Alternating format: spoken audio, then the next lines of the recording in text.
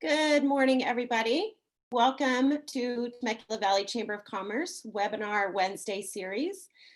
We appreciate all of you taking your time to tune in and educate yourself on some of the amazing topics that we have from some of our wonderful chamber members and businesses of our community. Today, we have a topic of cultural intelligence that is going to be presented by Signi Consulting. And we have Laura Lynn Vasquez, who is the co-owner and senior consultant, as well as Shane Treadway, who is the founder and also a consultant with them. So I am going to go ahead and let them take over the floor and present their topic today. So give them a nice webinar welcome. Thank you, guys. Hello, everybody. Thank you. Hello, everyone. Thank you, Chamber, so much for letting us come and present. I am Laura Lynn, and I am the co-owner. I'm here with our founder, Shane, and together we're going to be presenting to you. And great companies like yours want to strengthen relationships with more people, but often differences get in the way. And that's why we started Signi, was to help turn that difference into opportunity through developing cultural intelligence. So now that diverse people are generally interested in what you're doing, and that's what we want, right? We want diverse people, of all kinds of people, to come and do business with us and to be with us. So today you're going to experience a condensed CQ course. And this is really, we're just giving you information and a little taste of what it is that we do in our workshops. And our workshops are usually 1 to 2 days. So before we get started, let's do a little housekeeping. If you would type your name in the chat and let us know that you're here, let us know who you are, what company that you are with, and then what is your favorite holiday and maybe something unique that your family does during that holiday. So the company that you're with, your favorite holiday, and then something unique to your family. Fantastic. And while you guys are doing that, we do have to work out a tech kink because I'm trying to share my screen and it's not happening. So it looks like I still need that permission to share the screen. And all right, I got you. Shane, I'm going to get that figured out right now. Fantastic. Fabulous. Yeah, guys. So yeah, go ahead and jump in the chat there and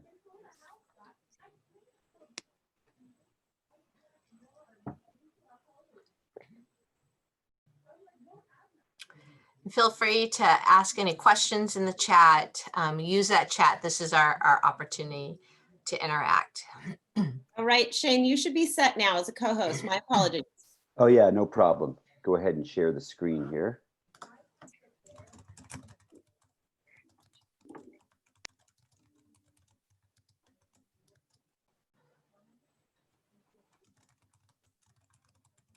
And it's still saying open system preferences, which I can't really do.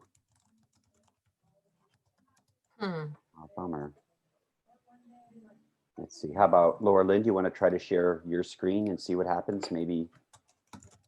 Yeah.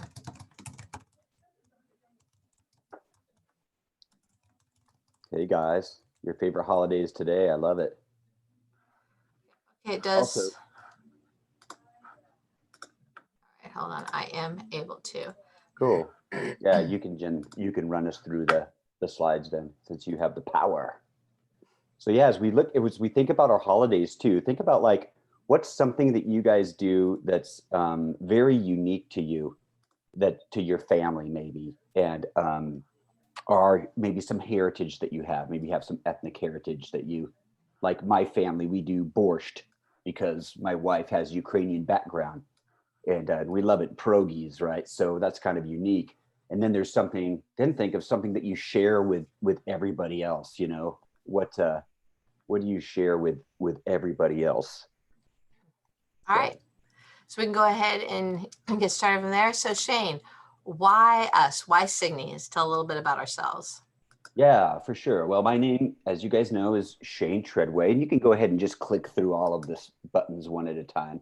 So I am actually from a small, culturally homogenous town. That's Temecula. So I'm from Temecula. And when I say culturally homogenous, at least seemingly culturally homogenous, it's like most people sort of look the same, acted the same. We just felt like life was sort of the same for us. We interpreted things the same. Of course, there were different religions, different political views, but for the most part, a lot of sameness. And that doesn't usually make one a good cross-cultural consultant. So what happened is I had that foundation of sameness in a really, pretty certain worldview. I wasn't like, oh, what does everybody else think all of the time? It was pretty, like, I kind of know how things are. Then I stepped out it very vulnerably across very wide cultural gaps. I went and taught English in Thailand for a summer, just went with a backpack and learned some Thai and the Southeast Eastern culture, very different. And then I would also do, work in Mexico, like through the church, and eventually said, you know what, I want to do cross-cultural work as a lifestyle. So I stepped out into mission work with the edge of really working with poverty, sort of humanitarian work. And we lived in the Amazon jungle for a year. We lived in the Andes Mountains for 5 years with an indigenous group, working in a fair trade platform with the government in Peru, and just had a lot of really wild cross-cultural experiences. Learned a lot about the importance of culture, and not just in communication, but relationship building, designing projects, building a business, marketing, connecting to people's perspective and worldview. So I had to overcome a lot of obstacles in order to become a culture guru. And then finally, when I came back from Peru, I got my master's in cultural anthropology from Western Washington University. And so, and I had been applying anthropology in Peru that time. So I'm really a life forged anthropologist. Mhm. There's a little, that's actually me back in the day. It just noticed which side of the snake I'm holding. That snake just sort of worked its way through, but I've got the tail side, right? And then I am Laura Lynn, and I have lived all over the United States, from the beach cities of Ventura County to Santa Barbara, rural Georgia. I've lived in the city of Nashville. I've lived in Northwest Oregon, and now I'm in the burbs of Southern California. In my early childhood, I actually lived in Pasadena and found that I had a fond of cities and the big excitement. I've also lived in Big Bear. I mean, I literally have lived from mountains to oceans to rural to cities. And each spot has had a very different culture and an expectation. I quickly found that time represents something different. In every location that I've lived in, I found some places were more collective, some were more and family oriented, others were more about individual freedom. And so I had to work hard and overcome a lot of my own personal obstacles with my academic levels that had become significant boundaries for me. And so during that whole time, that I've learned that living in any area that I've been in, that there is significant social injustice issues. And as a long child, I was drawn to stand up for others around me. And so my early working career was with risk at youth and then marginalized communities. And I started educating people on living with empathy in college over 30 years ago. And I was just drawn to different cultures, the uniqueness of the world. And in fact, here is my family. We have in our lives our international student, and she is from China, and she's just become a daughter to us and is with us on weekends and holidays when she's not in college. And then my son-in-law, Craig, there. And so we've just learned a lot. That's just really who our family has become. And so my excitement to work cross-culturally, whether it's locally or abroad, has just grown from years of life experience. Very cool. So why Signi?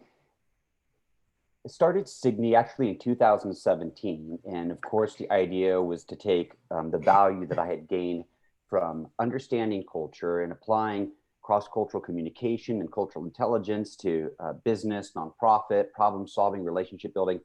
And I'm like, okay, I want to do something here in the States. And so I started Signi. And one of the values that we have is really people first. We're a very relational organization. Certainly online is important, but there are statistics that are really showing people tune out of just online education when there isn't that personal face. And so we do what we can to really bring that personal face, and we're people first and people over politics as well. Political differences are cultural differences. So the tools of cultural intelligence apply in the world of politics. It applies in the world of medicine. And we're going to see that coming down. These are a couple of the areas that are obviously in our face culturally in the United States right now. So we'll just chat a little bit about that. And of course, they apply to your businesses, the work that you're doing, because that work involves people. That work involves perception. That work involves, how our communication resonates and connects. Just like that borscht, right? It's not just eating borscht, it's connecting to a whole history of identity. So those are the important pieces of culture. We're also highly professional. We have master's degree, life experience. Our team is a group of international professionals who have done consulting for Mercedes-Benz, have done consulting for Google, have done consulting for even Paul Mitchell. And we're now doing consulting work for the state of Washington with their diversity curriculum. And all of our lives have been lives of really helping people connect on that cultural level, that level that goes beyond like personality. And then lastly, is we apply the most current and trusted approaches to culture. Culture has been studied for years. There is a lot that's understood about how the mind ticks, how we function as cultural people. That's not so much in the mainstream, but it's there. And so we bring the most current tools about understanding people who are not like us, other people's cultural and our own cultural self to the table. And one of those tools is cultural intelligence. It's a fantastic one. We're going to be hitting that today. So what is CQ? Shane, do you want to Yeah, for off? sure. Yep. So why CQ? CQ is it's really two things. It's an aptitude. It's a skill. It's actually a set of behaviors. Before it became this theoretical research-based approach to culture, it really started with people who were just being successful. And the researchers looked at people who were successful across cultures. They had low stress. They easily managed and worked from one cultural context to the next. And they started evaluating and understanding what makes these people able to succeed across cultures.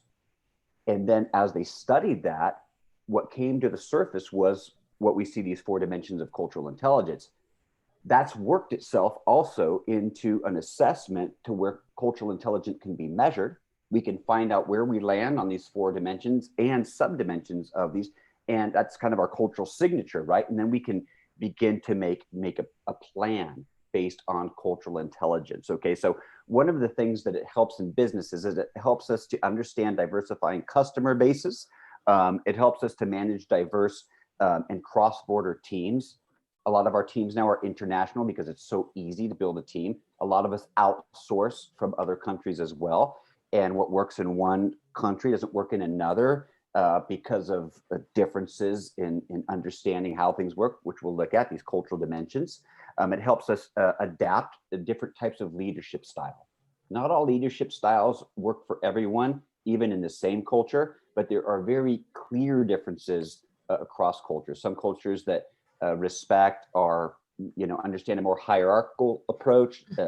Chinese cultures are very hierarchical, and others want the flatline approach. The most flat culture is Australia. The United States, we're somewhere in the middle. Sometimes we have these aggressive bosses. You might be one of them, just like, hey, we're going to just plow through it. And some of us are more like, hey, what do you guys think? What's teamwork makes the dream work, whatever. So you'll see a lot of variation in the States, but some cultures will be very high top down and others will be high flat. So that's just a little bit of the foundation of CQ. Yeah.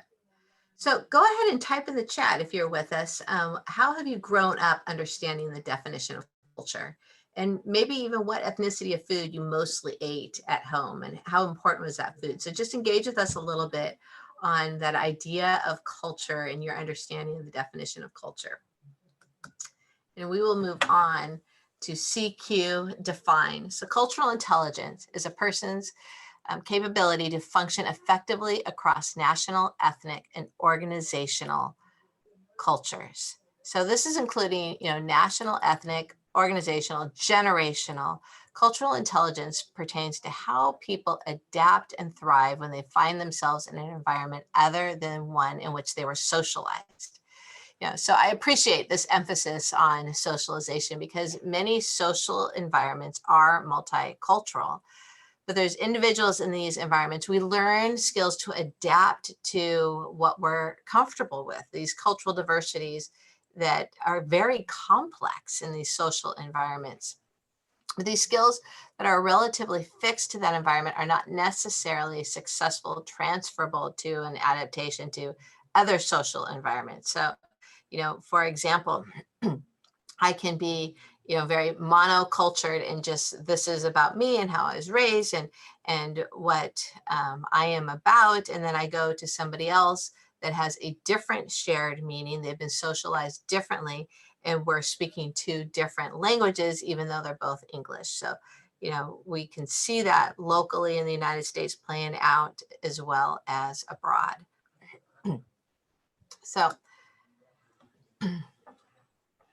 Very Shane. cool. Yeah. Mhm. So one of the aspects of cultural intelligence that makes it easy to manage and uh, easily applicable to your context and to your community, to your employees, to your stakeholders, is that it's very similar to IQ and EQ, which is of course our intelligence, our IQ, and then our emotional intelligence, and then cultural intelligence. It's really an aptitude just like those. So it's just easy to sort of to grasp on that level. A lot of studies show how cultural intelligence is really connected to emotional intelligence. Folks who have that ability to kind of discern what's going on around them at a deeper, more emotional level. Within a culture, that's fine. But when you start crossing cultures, it gets harder to determine and interpret facial expressions, nonverbal communication, and even verbal communication because of cultural differences. That's why cultural intelligence needs to happen when we're outside of that paradigm or that framework, like Laura Lynn had talked about, in which we were socially formed. And some of that language sounds kind of, techie, university, whatever, but pretty much we learn to be who we are by the people around us. We pick up a lot more than just our language, a lot of nuances, the way I'm talking now, the way I inflect my voice, how much time I spend emphasizing one thing or another, time, being on time, being late. I mean, there's so many nuances that we pick up. And within that realm of sameness, we learn how to discern how people are feeling and what to say. But once we move out of that realm of sameness, we need cultural intelligence. And if we do not have it, we fail. Cool thing, cultural intelligence can be learned. And in a nutshell, it's just being very good with people who are not like you in some ways or another. And just real quick, those differences, a lot of times we think about cultural difference, we think about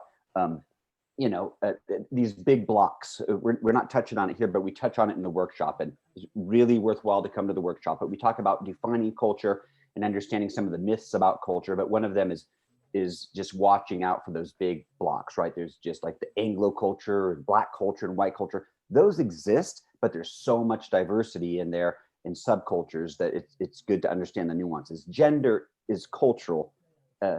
We learn not the physical gender, but the cultural aspect of what it is to be a woman, what it is to be a man. We pick it up. For not all men want to be tough and macho and drive big trucks, but that happens in the United States. Why? What's that connected to? What does that mean to men to have these symbols? Okay, so understanding cultural intelligence helps you with your family life. It helps you understand teenagers and in cross generations. It helps you understand the opposite sex, etc. So it's extremely useful in today's society, not even to mention the multiculturalism that's happening and the diversification that's happening so quickly, which we celebrate. That's the big buzzword, but we celebrate it. We think it's cool around Signi. So Yep.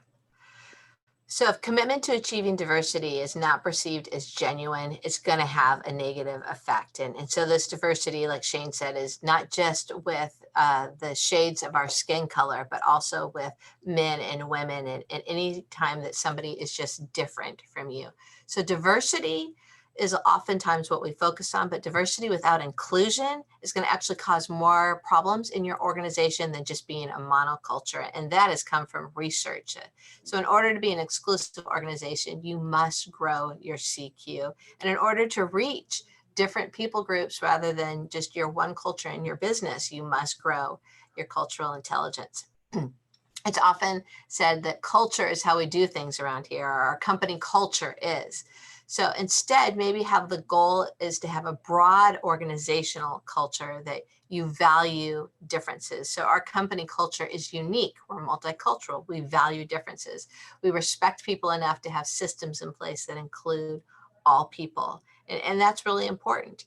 So a question I have for you all is, what is the golden rule? Remember growing up, we said the golden rule is. So if you remember the golden rule, go ahead and put it in the chat right now, because we all have the golden rule. So Shane. All right, fantastic. So the golden rule in cultural intelligence has a little bit tweaked to the golden rule that we learned growing up. Now, we want to be careful with this because we definitely respect the teachings of Jesus around here as well. But this is actually a play on Jesus's golden rule that says, do unto others as you would have them do unto you. You know, the King James Version there. That is perfect when you're working in a homogeneous culture, because most people sort of want the same things that you want because you've been socialized to sort of desire the same things. Of course, there's difference in that. So in the cultural intelligence world, it's just been adjusted a little bit. And let's see if we can kind of pick out that adjustment and talk about that a little bit. It says, do unto others as they would do unto themselves. Do unto others as they would do unto themselves. It just moves the locus of the question of your action and your behavior towards another person to them. I'd love to say, hey, I want to be respected, so I'm going to respect others. That's fantastic. I want people to treat my kids cool, so I'm going to treat other people's kids cool. That's fantastic. So it's not a negation of that, but it just takes it to a different level. How does that person, they want me to respect them, but is my experience of respect the same as theirs? If I treat them the way that I would feel respected, would they feel respected? Maybe not. I don't know if you've ever been in a little bit of tension before where you said, hey man, I meant to help you and you're getting all upset with me, right? We might have that type of experience in life because what we meant to do was not interpreted that way. So by pausing first, learning to ask questions, learning to do a little bit of work beforehand to figure out, I wonder what this individual or this group of people is desiring, and listening to them. And again, in some of our racial talks right now, there's the listening needs to really be upped. I see a lot of people coming to their conclusions based on their cultural values, just really not understanding how the other group, and that's rough. We have to understand each other. Yeah. This is really training ourselves to walk in empathy in all that we do. Mm-hmm. So with cultural intelligence, we have 4 dimensions, and this is a 4-step model. It applies equally to novice travelers as well as to seasoned multinational executives. This helps us locally as well as abroad. So whether we're dealing with people in our own town or people, across the pond, as we say. So there's 4 elements to it. The CQ drive, what is your motivation for this assignment or engaging with people? We have CQ knowledge. What's your cultural information needed in this situation? What knowledge is needed? Your strategy, what's your plan to grow in cultural intelligence in this area? And then your CQ action, what behaviors do you need to adapt strategy to implement to do this effectively? So we're gonna break down each one right now. So our CQ drive. You're not going to get anything done without drive. You can't lose weight without drive. It's the same with learning a culture. We have to have a motivation, a willingness to work with diverse others. People with high motivational CQ, they have this intrinsic interest in cross-cultural situations where they're confident of their personal cross-cultural effectiveness. So you need to have a drive in order to become competent cross-culturally, and you've got to be able to want to know diverse others. be able to have these interactions with people that are different from you. So you can ask yourself a question: do you enjoy interacting with diverse people? And then if not, how can you become one that does enjoy? What steps can you take? Fantastic. And so, as Laurelyn mentioned already, when we look at the drive, it's often broken down into these three areas of intrinsic motivation, self-efficacy, which is our confidence, and then extrinsic motivation. And you can think of anything that we do, right?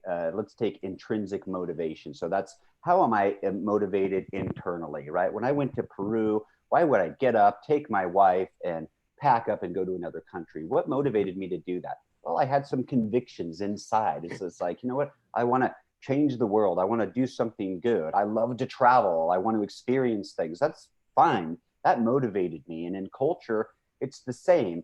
A lot of times in our workshops, we talk about we're moving from fear to exploration, to curiosity. Sometimes we're afraid. We see a group not like us, and there's a little bit of fear, but how can we switch this to be, I want to be curious. I want to have the tools inside to be motivated to go check this out. Self-efficacy is just confidence, and that can grow. A lot of times we're just shy. What if I say the wrong thing? I have been in cross-cultural situations where I have said and done very dumb things. And having actually a failure cross-culturally lowers our self-efficacy and makes us want to pull back. And so I've had a couple of big failures, and believe me, they sort of tanked it. And, I'm one of those sensitive kind of guys, right? And so kind of fragile in some of these ways. But anyway, so I had to really work to kind of get out of that and say, hey, it's okay to make a mistake, own it, keep moving forward because of what I wanted. The extrinsic motivation is, you know what? If you hit that international deal, you make $1 million, right? Or if you make diverse friends in your LinkedIn, you start having a broader network. Or if you learn another language, people might think, wow, that's cool. You make more friends. There might be some extrinsic motivation. You just want more friends. You want more money. You're going to get a better job if because of the opportunity of learning cultural intelligence. It's all good. It's all good.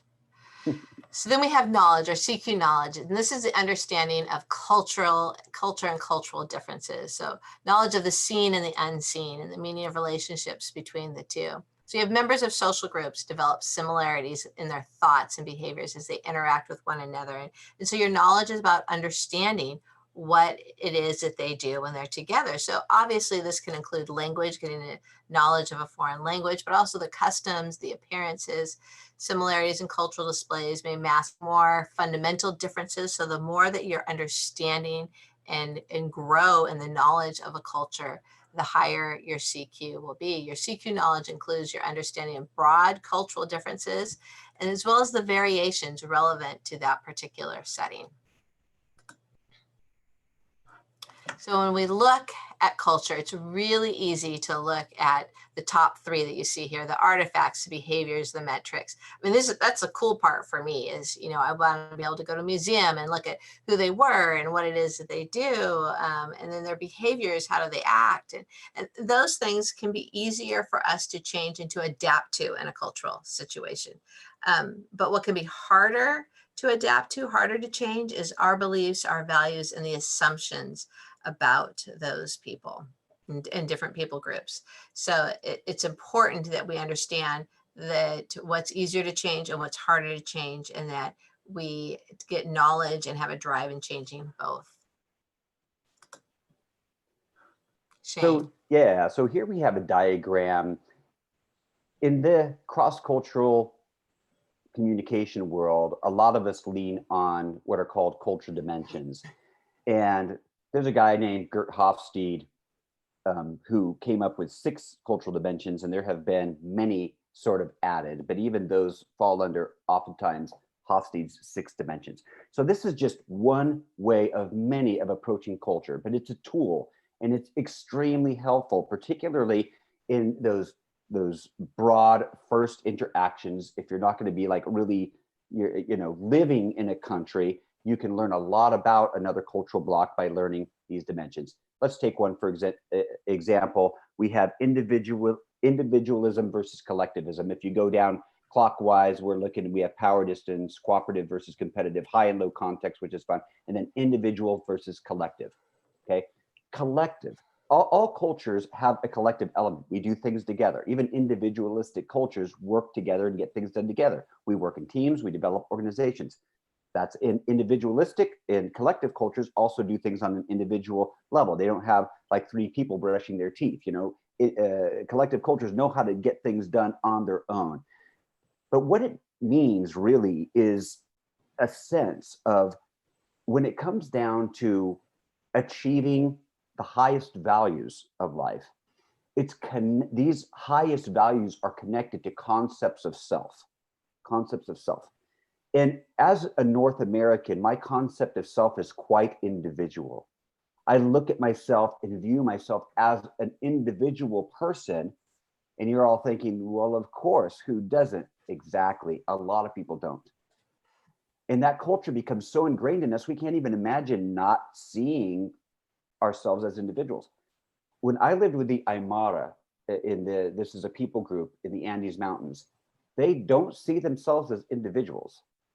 They work collectively. They view themselves as a collective. They honestly have a very, very small individualistic tendency. And as you study actions and behaviors and talk of individual cultures, it is so clear. When they do something, they believe it is actually spiritually connected to the other person. If something bad happens, they think that it's spiritually connected to the rest of their community, and it holds these communities together. So they are very much a part of a community as a collective culture. So we have something like the coronavirus, and we have the United States and we have China. And of course, just saying those 3 words together bring in a whole bunch of thoughts, I'm sure, for everybody. One of the things that it seems like we're seeing is that China, which is a high collective culture, and the United States, which is a high individualistic culture, is having a different experience with managing coronavirus. Okay. When something like a virus comes along, individualistic culture is going to be a challenge for the organization that it takes to do what it takes to manage this problem. China, as a collective culture, was able to manage quicker because that collectiveness brought the type of behaviors necessary for this management. But individualism is part of our culture because it inspired us to break away in the past from areas that our families wanted to break away with, conquer new areas, establish new settlements, put ourselves and our families at risk. And this was done on an individual basis. So the individuals in the culture who were highly individualistic all left, right? And developed systems and ideas and maybe even some genetics that tended to be more individualistic. And there you have the United States. So it's not that one value is better than another on these dimensions. It's that they each have a place. And when you understand them, you can take that understanding into problem solving to understand how do you motivate an individualistic culture to conform. You're not going to demand them to do things, give incentives or whatever. So understanding these cultural dimensions helps us to create the systems, the protocols in order to achieve what we want to achieve as businesses and companies. Yeah. And in our workshop, we really break those down and make it much easier to understand. And we have an assessment on those too. You can find out exactly, again, your cultural signature. Signi stands for human significance and cultural signature. And so you can find out your cultural signature on those dimensions. It's really cool, and compare them to other dimensions. Mm-hmm. Yep. Yeah. And then we have, do you have a high CQ strategy?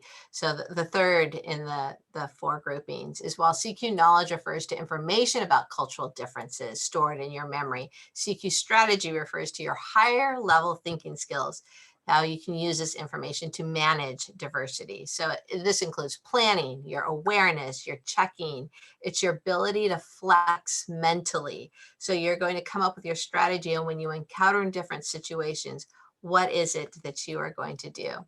It's really important that we develop this strategy, not just knowledge, but how are we going to implement it and move forward with it?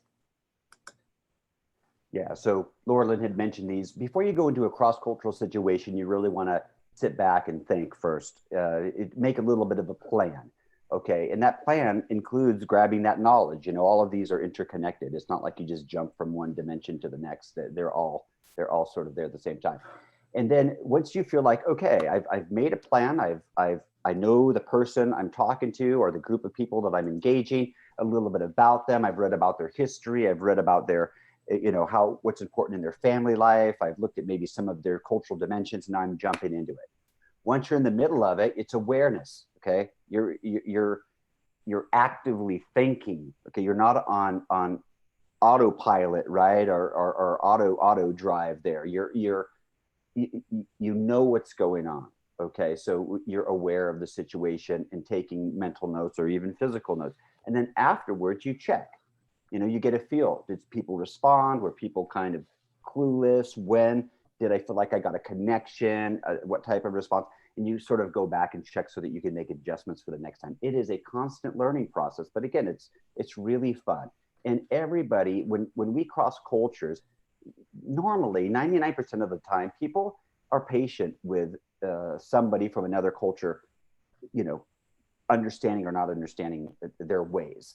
And it's always appreciated to learn a little bit of the language to show that you've given a little bit of thought culturally to the situation. That's always appreciated, and it goes a long way in relationship building, establishing networks, business connections and relationships, etc.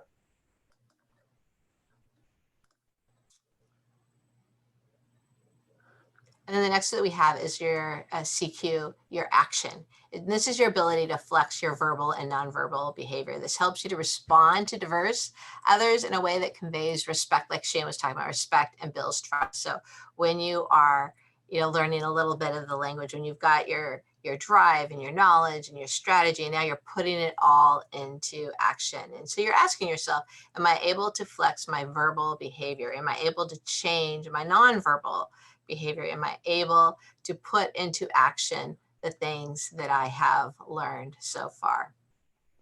And I love this next slide. We make assumptions on behaviors. And so look at this. You got body language, voice, and words. And I never really understood how important voice was. I knew body language was significant, but working with international students, all of a sudden my voice, whether I'm high, whether I'm low, whether I'm fast or slow, and I tend to speak fast, and how important it is to speak slow, that these are significant in working with diverse people. Cool. So Harvard Business Review, they actually write a lot on cultural intelligence. If you, and I would encourage you to do this, look up cultural intelligence, see what comes up, particularly the articles that are written. Harvard Business Review writes a lot about it, and they see this as an extremely important, viable, and useful approach to doing good business across cultural, you know, borders, so to speak, social borders. And here's a little quote: "It should come as no surprise that the human actions, gestures, and speech patterns of a person encounters in a foreign business setting are subject to an even wider range of interpretations, including ones that can make misunderstandings likely and cooperation impossible." So as we mentioned before, it's difficult enough within one's own culture, oftentimes because of many subcultural dimensions, to communicate. All right, we still need to clarify. We still need to ask questions. How much greater is that need when we cross these different cultural dimensions? And I have here one of our Signi business cards. In Chinese culture, many Asian cultures, when you hand the business card, you hold it with two hands and you stand around in a circle and you exchange business cards like this. Okay, and everyone takes their business card, and that shows respect, that you're interested. You want to look at the business card. This is just a basic thing, and show, you don't necessarily do a lot of talking, but if you're in the new culture, you're kind of looking at them. They're not talking, you don't talk, you're being aware, right? If they start talking, what are they talking about? Okay, that's kind of what they like. Like, you're always that aware, not like hyper, oh my gosh, I have to just be like a chameleon, but just kind of catching those main things. So and that's the most basic physical thing, like what that means, why, and there's so much more to it, but that's just one simple example of where that action and understanding some of the roots and values behind the action is important. I think this is really important for us to understand in regards to our business. And that's why many of you guys are here today from the chamber and listening. So there is power in the dollars of all these different cultures and groups. And for example, the power of Black dollars. And, this is, I thought was very interesting graphic that we have. And so I have very curly hair. And often in our culture, product and salons and stylists do one type of hair. Often it's straight white hair. And so when you have something that's a little different from that, you're actually not catering to and not selling to another group of people. So for me, I'm looking for a certain type of product. I actually have ethnic hair, and even though I am white, and so, but when you just look at this graph, the total number of money spent attributed to Black customers, that's huge. And so you're going to want to look at your community that you live in. So here we are in Temecula, 25% of our community are Hispanic descent. And so what are the new demographics when the new census comes out? What are the demographics of this town? And are you leaving money on the table? Are you not able to reach a certain group of people because you just aren't understanding the need that is out there? And it's really important. That's what raising your cultural intelligence will do. And once you really understand the nuances of that and spend time really engaging in it and having some aha moments for your own company, you'll be able to reach more people. And that's really what we're wanting to do, is to reach more people. And another thing with Signi, if you find yourself, or when you find yourself needing to reach a certain demographic and you feel like you sort of need some tools for that, again, we have a network of our consultants who really live within many of these cultural groups. They're from these groups. We have consultants from the Black community, and they're highly educated in cross-cultural thinking. One individual's voice cannot represent the voice of an entire ethnic group. That is a myth, and we need to be careful about that. But professionals who know how to manage multiple voices and share what those mean and how approach could really help. So we could very much help you reach a certain demographic. Mm-hmm. And so our clientele is culturally changing. Here in Temecula, we definitely are. And so just ask yourself the question, what steps will you take to increase your drive, your knowledge, your strategy, your action? And this is really what we go into in our workshops even more. You will have time to really evaluate it and look at it. It's time set aside in a 1 to 2 day workshop where you're looking at how is it that I can increase culturally, that my CQ can grow in my drive and my knowledge, my strategy, and in my action. Laura Lynn, we have 2 minutes. Let's skip this one. The list is quite long, but let's skip down to actually the what next. We can, if you want to flip through these real quick, why not? We can just read through them. Of the benefits: increase employee satisfaction and longevity, more successful intercultural conflict management, increased objectivity in decision making, performance prediction, more contextualized services and products, greater understanding of customer and the beneficiary, increased trust and cooperation among intercultural teams, more successful intercultural negotiation, fostering innovation, which is we also do innovation labs, rapid adjustment to complex shifting contexts. Wow, that's sort of relevant today, isn't it? And mobilizing rich and diverse in-house knowledge. There's a lot of knowledge inside your organizations because of people's diverse backgrounds. How can you get that on the table in order to innovate and create new things that solve the problems and meet the needs of your diverse people? But yeah, let's jump into the what next here. And these are companies that invest in cultural intelligence. Sorry to speed things along. You want to hit this one, Laura Lynn? So what's next? So we would love to partner with you. We want to help determine you and your senior leadership's motivation, your CQ drive. So that's a question that you've got to ask yourself. Like, do I have the drive? Do I want to raise this? So determine that. And if you're like, yes, we want to grow in this, then we're going to come in and we will assess you and your team. And we actually have assessments that will do this. So you'll be able to know clearly like where we stand in our cultural intelligence. And then we'll give you a free consultation. We'll work with you and talk with you all about it. And then you'll receive a proposal from Signi Consultant for moving forward. We want to partner with you. And part of that consultation isn't just so you can say, oh, wow, we look at all the services that we have, but we really want to meet you where you're at in your needs and find out about your company and come in and appropriately guide and champion you. Absolutely. So we can hit just that last little slide there. Oh, on mine I had put, yeah, that's okay. I had a different one with our website on it, but that's okay. Our website is signi.org. We can throw that in the chat, signi.org. Please visit that website, and you'll see if you go signi.org/CQ/workshop, you get into our workshops, or just go to the homepage and click workshops, and you can find the workshops. We also, again, we do research. We do innovation labs to help you create new products. It's really, really cool, really, really fun. So yeah, please reach out, check out our website, get on our mailing list. I know you're on a million mailing lists, but just get on it. Something will catch your eye and you'll want it. And if not, you just do what I do, delete until something catches my eye. But it's a good resource to have. We're doing workshops regularly and other things. Or in at least let's connect on LinkedIn. I'm always posting something. Laura Lynn's also doing Instagram and those type of things. So thank you guys so much. Follow us on all the social mediums. Our Instagram and Facebook are there to help educate, to help grow your knowledge with that. And we just want you to remember that great companies like yours want to strengthen relationships with more people, and often difference gets in the way, but that's why we're here. We're here to help you grow in your cultural intelligence so that now diverse people are generally interested in what it is that you're doing. Thank you. Let's open it up for some Q&A. Definitely. And guys, I also wanted to mention, if you can put all those social media things in the chat group, maybe for people to copy down, that would be great. Shane or Lauren. Got it.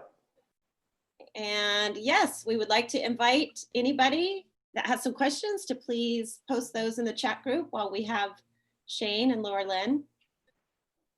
And I just want to say thank you. What a wonderful, interesting topic. And I think so relevant right now, definitely in our world and where we're at.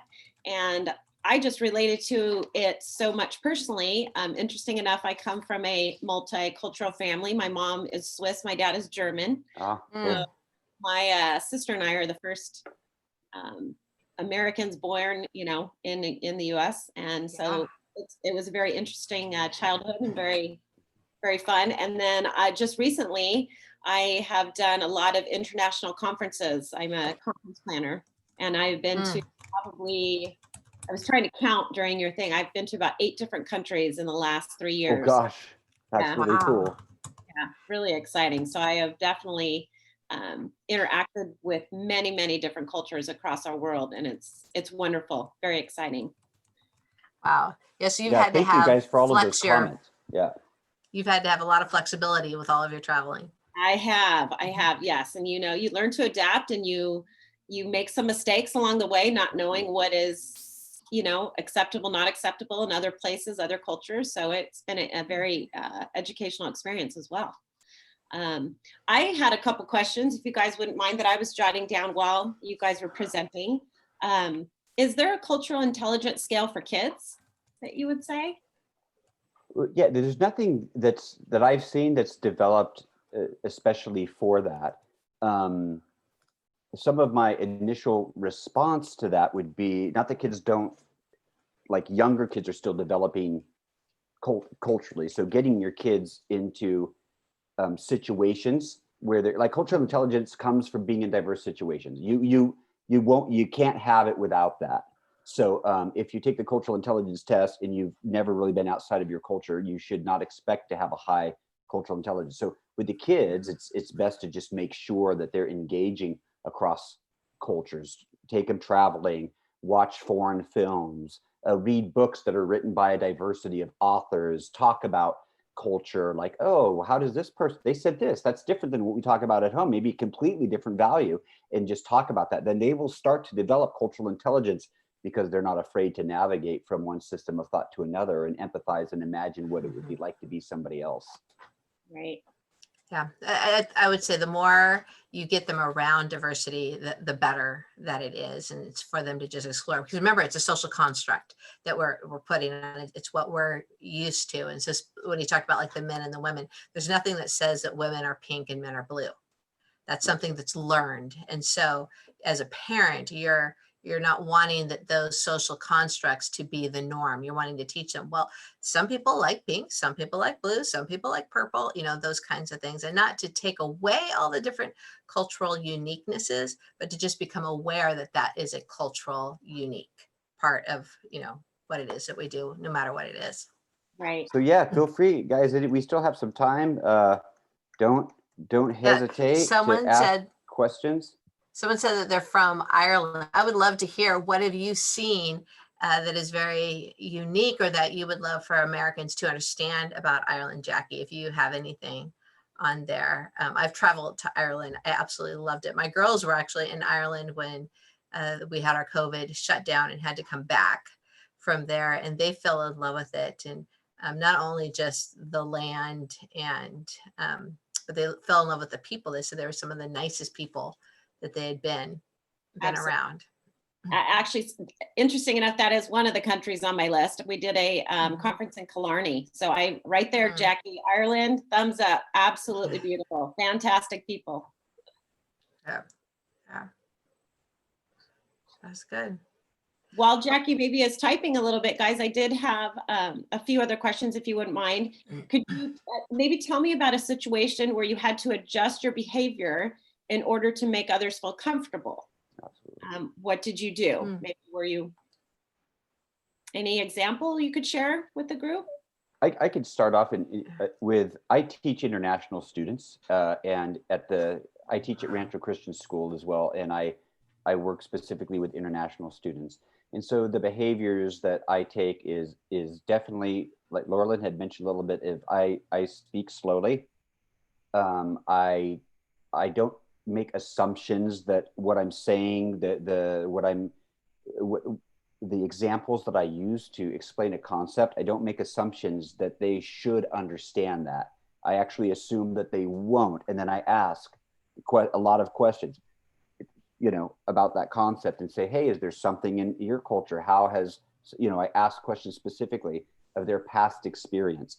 A lot of times the students don't want to be singled out as in their ethnicity when they're in a group. They want to feel part of, as Americans. And I used to more make the mistake of, hey, I celebrate diversity, and I like to bring it up, and you shouldn't be ashamed of your culture. But the kids, they're not ashamed, but they didn't want to feel pointed out or isolated. So I'm also, when I have mixed culture groups, I'm sure not to always continue to try to have somebody be the spokesperson for a culture, but to just to ask questions that are more open-ended and allow people to share at the level that they want to share. But those are some things I do as a teacher. Yeah, I've had to really understand. I've worked in a lot of different diverse groups around the country, and for a lot of my friends, especially from Asian background, so for them, they won't just answer questions. They want to be invited to answer the questions. So I could be in a meeting with a whole bunch of people from around the United States, and they'll be quiet out of respect, instead of jumping in and I've got an idea and I've got an idea. And so I've had to alter that. I make space for them, that I'm constantly saying, hey, I'd like to hear from you, Christy, I'd like you to be able to come in and speak, or what are your ideas and thoughts? And it's not that they're shy, it's that that's a form of respect. And often we'll think, well, maybe they have nothing to say. No, that's not it either. It's a form of respect. They're waiting to be invited into the conversation. And so understanding that about, that culture. And then the whole men, women, which is two cultures, that I like to talk about, having to go in and in a group saying, I need to be, make sure my voice is a little bit lower. And there's some people get really irritated about these things. And I don't, because it's just, again, it's adapting to the culture in a way that's still respectful of me, right? But I'm learning to understand that I'm part educator, and then I'm wanting to be a part of this group. And so what is the strategy that I have and my action steps? And literally when I go into a meeting that I know is going to be all men, I have a strategy on how I'm going to be respectful, but still get my job done that I have to do. And so that's just part of it that I am looking, that I am altering. I don't need to become one of the good old boys, right? I don't need to become a male for that situation, but I am going to adjust to make sure that I'm heard and respected and part of that group and respect them as well. Yeah, that's really a good point, Laura. I was noticing, like, on a much deeper level, I spent, again, 14 years in Peru. And so I consider myself bicultural.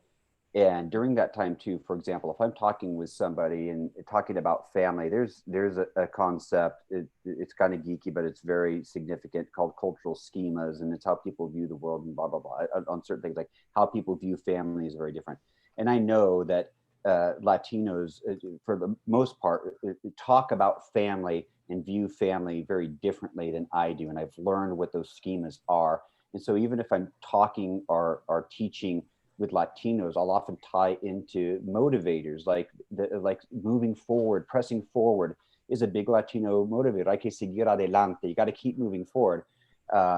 It is a big one. So, and there's others like that. And so you can start at the basic level is like, hey, hold that business card, show respect, learn how to greet. And you can go into very deep levels of learning language and then learning schemas. And then you can go as deep as you want with learning different cultures and adjusting behaviors.